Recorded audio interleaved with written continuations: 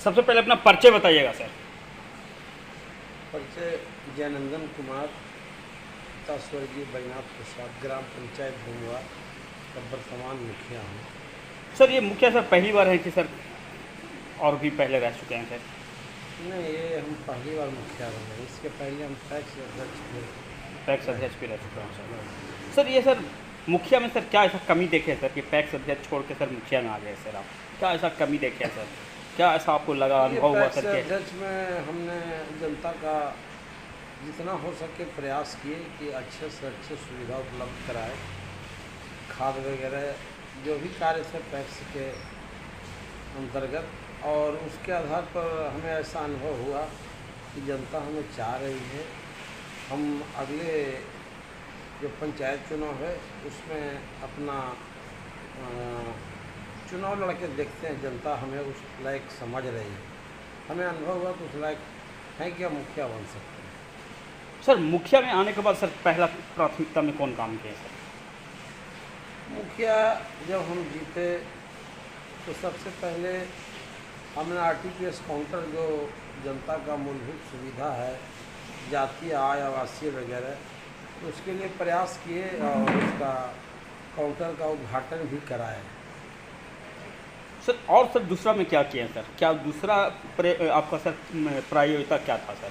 बहुत सी प्रायोगिता था। हमने मुखिया बनते ही सबसे पहला हमारे पंचायत में पंचायत सरकार भवन, और उनके जैसे पैसा 10-11 खाता में नहीं आया तो लोग परेशान हैं। आप इसी से अंदाज़ा लगा सकते हैं कि अगर ये 400 से 1100 हुआ तो उन लोगों के लिए एक समझिए कि जीने में बहुत बड़ा सहयोग हुआ है। सर कल बाबा साहब भीमराव अम्बेडकर जयंती था सर, क्या यहाँ के एसी एसटी ओबीसी के बच्चे क्या स्कूल जाते हैं सर? हाँ, अभी तो जो हमारे मुख्यमंत्री नीतीश कुमार ने शिक्षा के लिए जो पहल किया है उसमें सभी वर्गों के लोग स्कूल की तरफ आकर्षित हैं, और उसके तरफ सभी जो गरीब बच्चे हैं वो भी आगे बढ़ रहे हैं। और सर क्या ऐसा सर कमी है सर? क्या यहाँ पंचायत भवन समुदाय भवन है सर जिसमें लाइब्रेरी की सुविधा है सर? हमारे पंचायत भवन बोले तो 26 तारीख को हुआ है। उसके लाइब्रेरी के लिए बुक वगैरह भी सरकार द्वारा मतलब दिया गया है, लेकिन उसका अभी जो व्यवस्था होता है बैठने वगैरह के लिए वो सब अभी नहीं है, जिसके कारण जल नल की क्या स्थिति है पंचायत में सर, और पीसीसी की क्या व्यवस्था है? जल नल की स्थिति उतनी अच्छा नहीं है, लेकिन हमने उसके लिए लीग के विभाग में दिए। अभी कार्य जहाँ तहाँ चालू किए हुए हैं, लेकिन उतना अच्छा नहीं है। बार बार अब जैसे हमारे यहाँ चापाकल वारंटी का कार्य है, जिसके लिए हमने लिखित रूप से आवेदन दिए, लेकिन हो क्या रहा है कि जो चापाकल मिस्त्री है उनके पास मटेरियल का अभाव है। जैसे मूड़ी नहीं है, हैंडल नहीं है, पाइप वगैरह नहीं है, जिसके कारण जो चापाकल खराब है वो पूर्ण रूप से मरम्मत हो नहीं पा रहा। सर स्ट्रीट लाइट की क्या व्यवस्था, सर दागिरी क्या है सर? और स्ट्रीट लाइट की व्यवस्था यही कि स्ट्रीट योजना था उसके अनुरूप हमारे 14 वार्डों में लगाया गया, लेकिन ये लाइट की क्वालिटी उतना अच्छा नहीं है, और हम लोग ने उसके लिए आवेदन तो दिया, लेकिन जो आवेदन दिए हैं उसके अनुरूप में बनाया जा रहा है, लेकिन उतना अच्छा क्वालिटी नहीं है। हर वार्डों में 10 में 1-2 लाइट जला हुआ है। चलिए सर, और सर क्या कमी है सर आप बताना चाहिए सर? क्या कुछ बोलें? कमी जैसे में सर क्या आपके तरफ से सर पेड़ पौधा पंचायत में लगाया हुआ है? ये बात ऐसा है कि पेड़ पौधा पंचायत में लगाने का प्रयास किया, लगा भी, लेकिन सवाल है कि पेड़ पौधा हम लोग लगाना चाहते हैं, लेकिन कुछ ऐसे लोग भी हैं जो असामाजिक तत्व के लायक हैं और वो पेड़ों को नष्ट करने में लगे हुए रहते हैं, जिसके कारण भी पेड़ लगाने वाला व्यक्ति भी अपने आप को उसमें मन मुताबिक कार्य नहीं कर पा रहे हैं। एक बार सर अपना परिचय बताइएगा।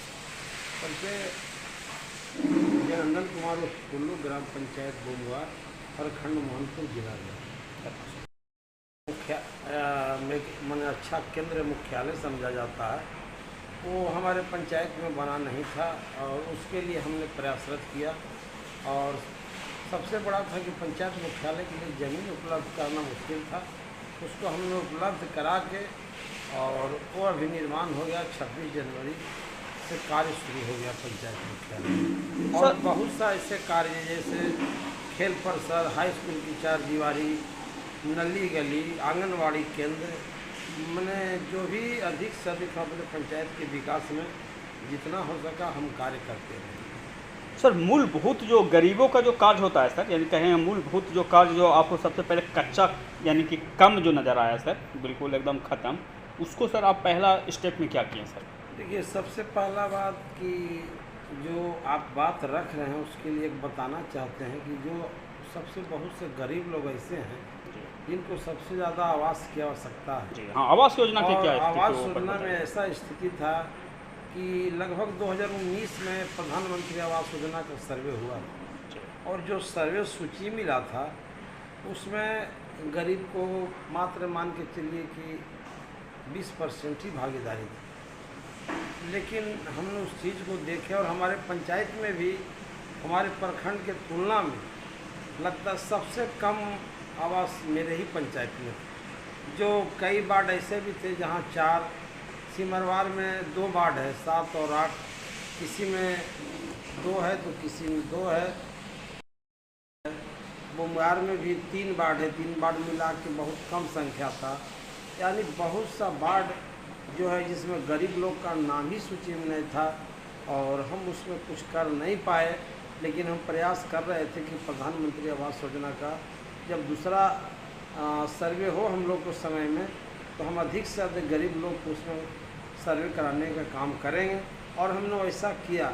हमारे अंदाज से जितना करीब करीब मान के चलिए महादलित परिवार, दलित परिवार जो जिस समाज को जो मतलब उस लायक है उसको हमने प्रयास किया और हमारे पंचायत में भी लगभग 2000 के आसपास नाम जुट चुका है।